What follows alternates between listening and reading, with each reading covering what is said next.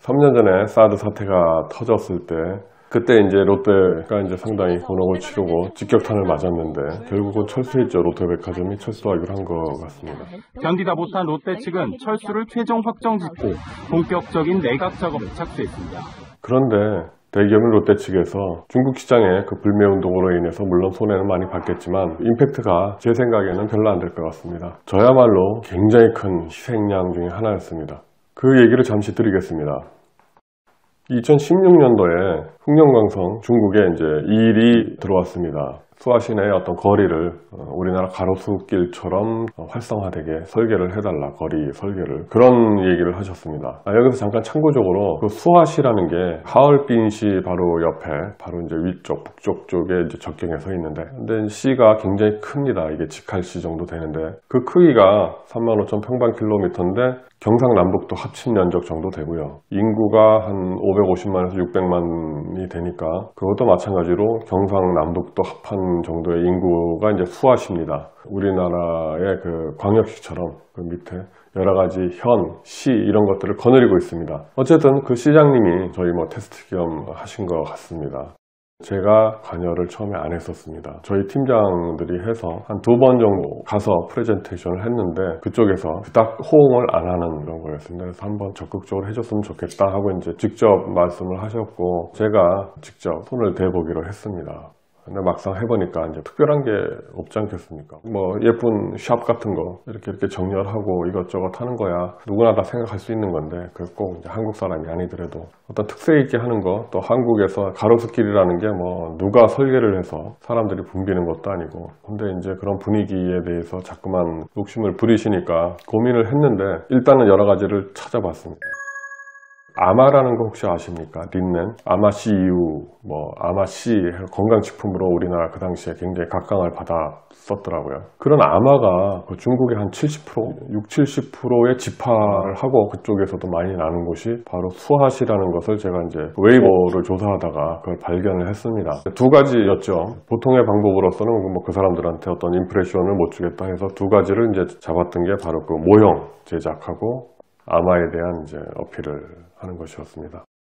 수화시러 가서 회의 장소 거기다가 그 모형을 풀러놨더니 뭐 난리가 났죠. 여직원들서부터 해서 뭐 입소문이 났는지 이 직원 저 직원 와서 사진 찍고 거기서는 참 신기했던 것 같습니다. 저희가 보면은 좀 예쁘게 생긴 모형인데 그 사람들은 이제 그런 품질의 것을 처음 본 거죠. 물론 이제 북경이나 상해 같은 곳은 굉장히 거기는 이제 발전을 했습니다. 설계 수준도 만만히 볼 게 아닙니다. 그런데 이제 하얼빈, 흑룡강성만 해도 시골입니다. 어쨌든 1차 보니까 심적으로 그 사람들 마음을 좀 움직인 것 같다는 거 했고 드디어 수화시장님이 이제 등장을 하셨고 우리나라 옛날 그 모습처럼 국장들을 전부 대동하고 한꺼번에 전부 나타나셨습니다. 그 아마에 대한 얘기를 하기 전에 프로방스 지역의 라벤더 이제 그거를 설명을 드렸고요. 우리나라의 이제 그 제주도 유채꽃, 봉평하면 메밀꽃이 유명합니다. 이제 그런 얘기 하면서 그 사진도 좀 보여드리고. 그러다가 이제 딱 제가 아마에 대해서 말씀을 드렸습니다. 여기에 어떤 그 심볼을 아마꽃으로 하는 게 좋겠습니다. 그런 얘기를 이제 설명을 드리는 순간에 그 반응 처음 봤습니다. 저는 그 시장님의 그 반응에 제가 오히려 놀랄 정도입니다.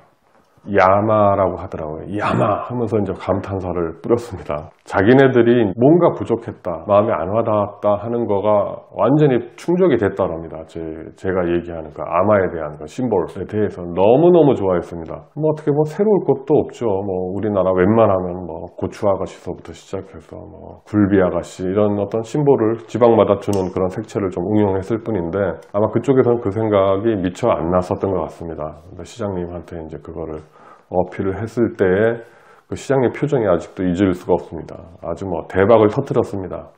시장님이 그러시니까 밑에 국장님들이 여러분이 계신데 더 이제 뭐 거기에 리액션을 하시는 거죠. 박수 치면서 와 뭐 그때 하여튼 제가 그렇게 칭찬 받아보기에는 태어나서 처음인 것 같습니다.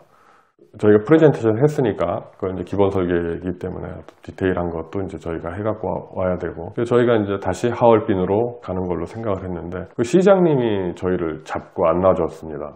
이제 저희한테 완전히 신뢰가 갔습니다. 시장님께서. 그래서 거기에는 그 영빈관이라고 있더라고요. 굉장히 큽니다. 영빈관이. 그 수아시에서 손님을 맞이하는 영빈관이 특급 호텔 수준입니다. 가면 텅텅 비어있죠. 저희는 식사 대접을 받으면서 저희가 있었습니다. 저를 붙잡아둔 이유는 연애를 베풀면서 고마움을 표시하려고 했던 것도 있지만 그 밑에 이제 그 현 단위 경안현이라고 있었습니다. 경안현에 조선족 민속마을이라는 게 있었는데 개발하려고 하는 방안을 그쪽에서 냈었던 것 같습니다. 경안현에서. 그때 이제 상급기관인 수아시 시장이 저보고 현지 조사를 해서 그것도 같이 이제 계획서를 다음에 올 때 같이 해달라 하는 당부의 얘기였습니다. 그 다음날 아침이 이제 새벽 7시였나 경안현으로 떠났습니다. 꽤 갔습니다. 고속도로로. 경안현 인터체인지로 딱 나가는데 그때 제가 조폭 두목이 된 줄 알았습니다. 경안현 현장을 비롯해서 다른 현의 현장, 그 다음에 국장, 거기에 업자 해서 검은 차로 쫙 도열해 있는 겁니다. 완전히 뭐 보스가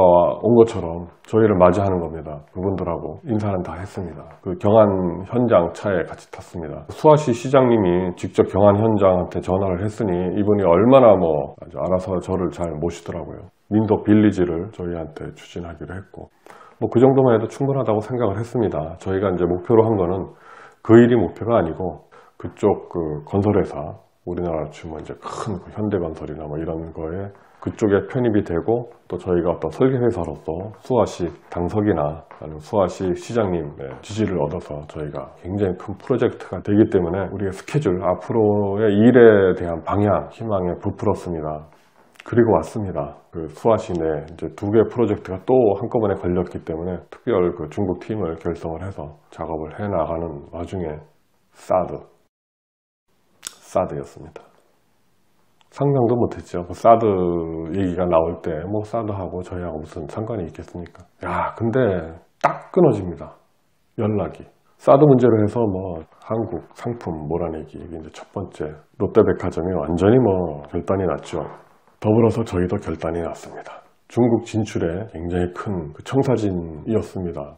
국가적인 시책이 저한테 이렇게 직접적으로 참담하게 다가올 줄은 몰랐습니다. 이상입니다. 감사합니다.